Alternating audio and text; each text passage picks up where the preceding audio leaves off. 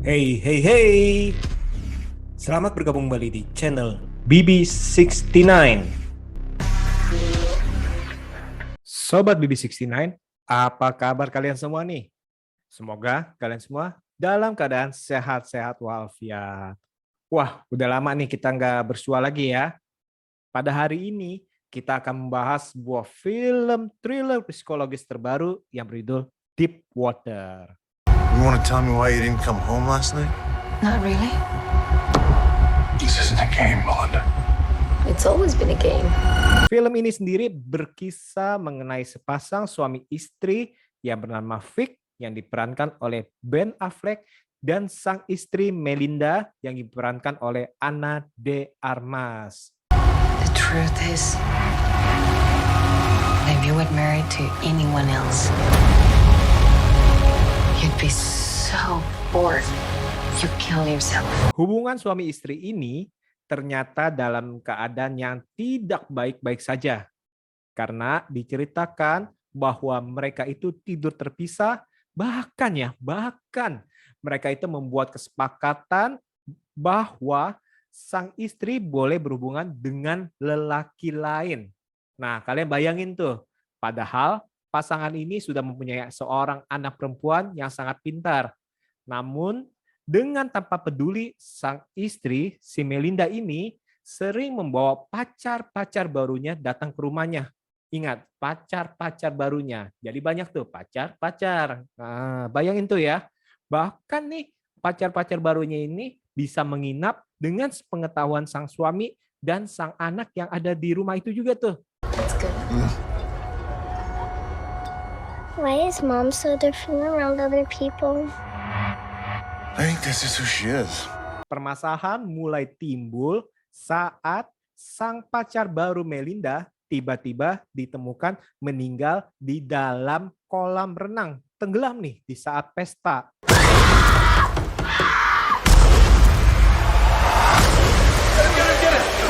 Kecurigaan semua mengarah kepada si Fix sang suami. Hal ini sebenarnya bukan tanpa alasan. Karena pacar Melinda sebelumnya yang bernama si Malcolm itu juga hilang tanpa jejak dan Vic ya, ini Vic loh. Vic sendiri sering menyebutkan bahwa dia sendiri membunuh pria tersebut. Walaupun pada awalnya seolah-olah bercandaan ya, bercandaan antara teman-temannya nih. Waktu teman-temannya kalau didengar kayak gitu, teman-temannya kan dengar ha hihi gitu doang. Nah, namun nih saat setelah misteri kematian daripada pacar yang di dalam kolam renang ini, semua teman-temannya seolah-olah itu mengerucut mencurigai si Vic nih, bahwa si Vic ini beneran ngebunuh si Malcolm dan juga dia yang membunuh si Charlie yang tenggelam di kolam itu. Bukan hanya teman-temannya aja, terutama si Melinda nih. Melinda sang istri justru menuduh serta-merta menuduh si Vic itu di depan polisi bahwa si Vic yang membunuhnya. Terus selain itu juga si Melinda itu juga mempunyai teman yang namanya Don, ini seorang novelis nih, istilahnya novelis tua nih, yang benar-benar mendukung istilahnya teori daripada Melinda yang menyatakan bahwa Vic yang membunuh nih. Kira-kira nih, apakah benar Vic yang melakukan semua pembunuhan itu atau hanya tuduhan tidak beralasan?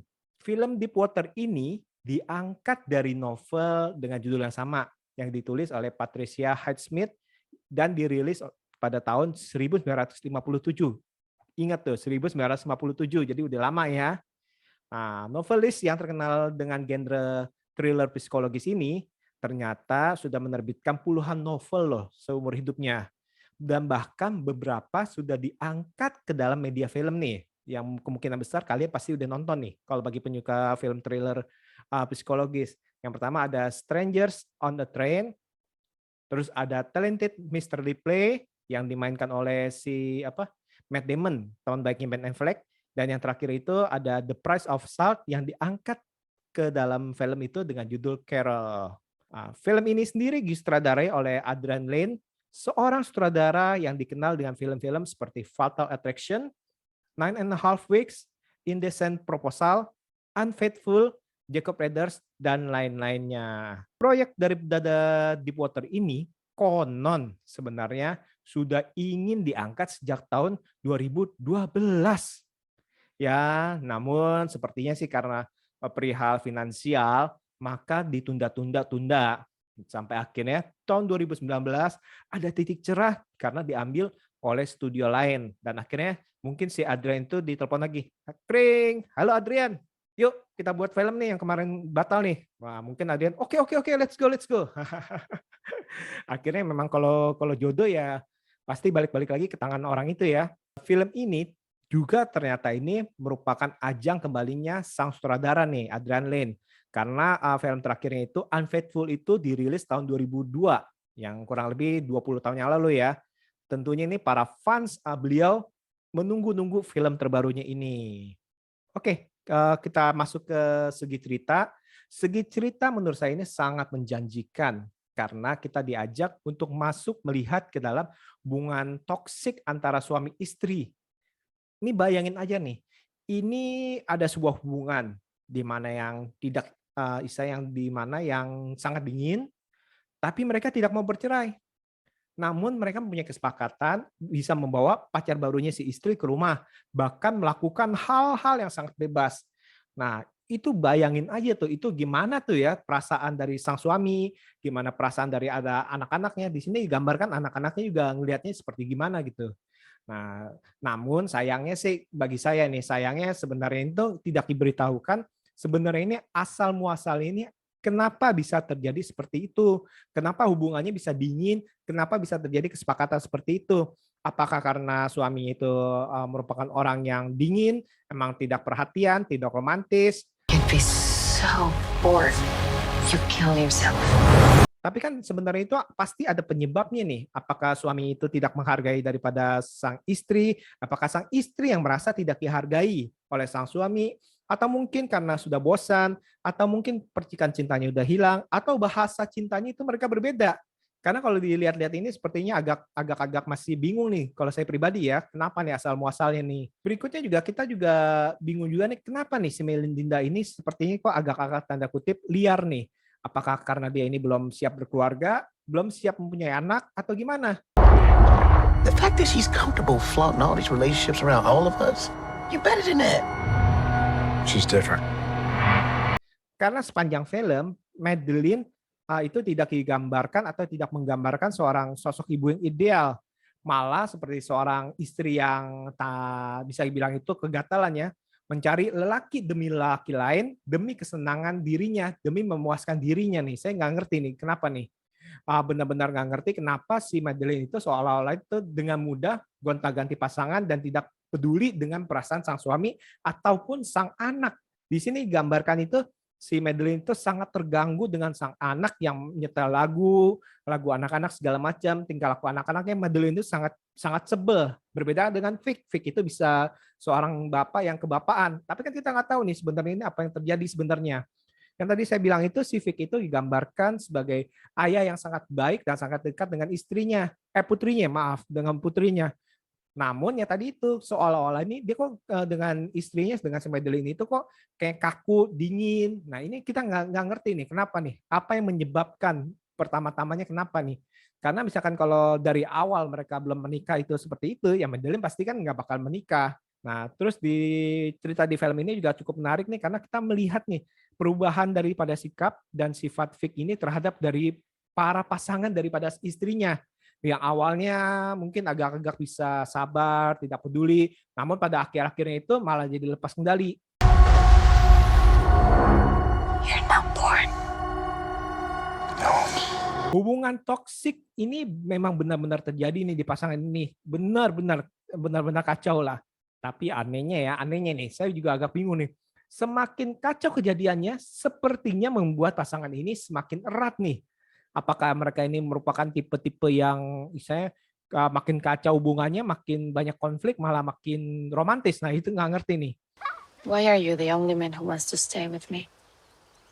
I don't know. Are you too? I do. Mungkin ya kita berpikir, kenapa nih? Kenapa mereka nggak bercerai aja? Mungkin novel ini kan ditulis tahun 1947. Dan mungkin pada saat itu masih dianggap tabu kalau perceraian ya. Nah, tapi ya tadi itu kalau diterapkan di tahun 2022 seolah-olah ini kayaknya agak-agak terasa aneh sih. Kenapa? Biasanya kan kalau di sini kan kalau kita bisa lihat di dunia nyata, kalau memang permasalahannya udah benar-benar genting, mereka akhirnya dengan istilahnya dengan leluasa mereka memutuskan untuk bercerai daripada mereka seperti ini nih. Apalagi kalau seperti ini kan hubungannya cukup aneh juga karena teman-temannya melihat Madeline itu istilahnya pacaran dengan cowok lain, dengan laki-laki lain. Tapi kok kayak lingkungan itu kayak istilahnya membiarkan aja, tidak menegur ataupun gimana gitu. Bahkan paling-paling cuman yang kasihan dengan Vic cuman yang biasa aja, kasihan atau istilahnya kayak seolah-olah malah malah hal itu hal yang lumrah. Nah, ini juga agak aneh nih.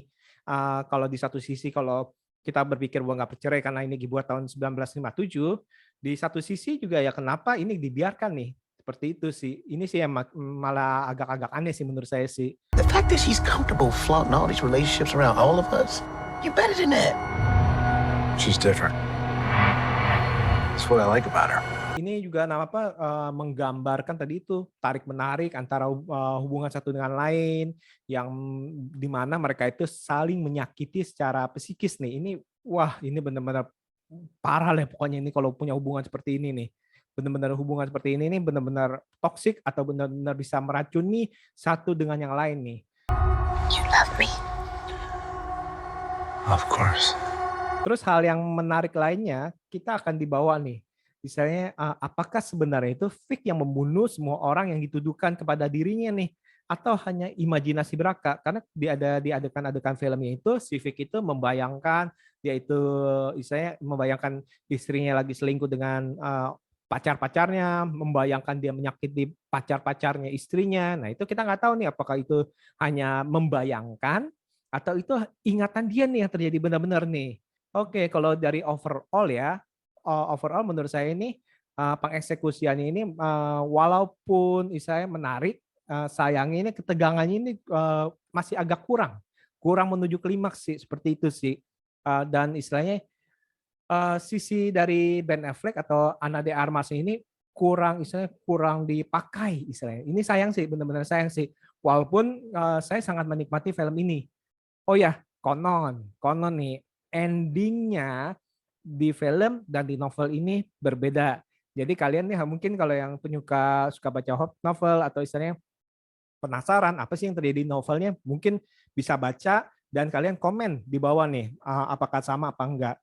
Oke deh, saya rasa sekian dulu untuk review pada hari ini. Jangan lupa untuk subscribe, tekan tombol notifikasi, dan juga kalian share. Terima kasih ya untuk semuanya untuk mendengarkan pada hari ini dan see you.